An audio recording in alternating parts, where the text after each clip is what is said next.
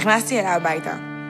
זה לא בית שהוא רגיל כמו שאנחנו רגילים לראות ביום-יום. כבר 60 שנה שמפעל הפיס עוסק בהקמת פרויקטים קהילתיים. למרות זאת, נוצרה תפיסה כאילו מפעל הפיס רק בונה בניינים. הכרתי עולם חדש שלא הכרתי, שחייתי קצת אולי בבועה. סיפורים של פשע, סמים ואלימות וואי, אני באמת לזכור את זה.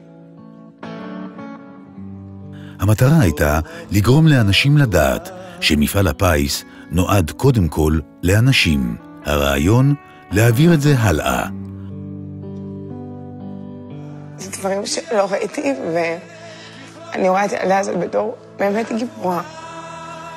הפלטפורמה דקה ל8, פינת דוקו יומית, דקה אחת לפני החדשות, הרחק מברק הפרסומות, כשהצופה מצפה לקבל תוכן מהימן.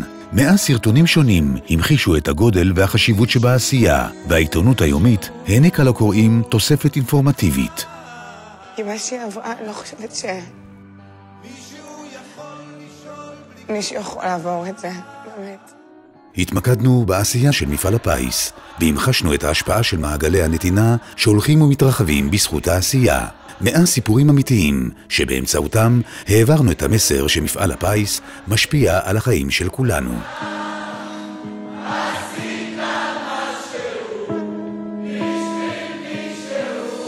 מלגות מפעל הפיס. כבר 60 שנה בשביל הקהילה.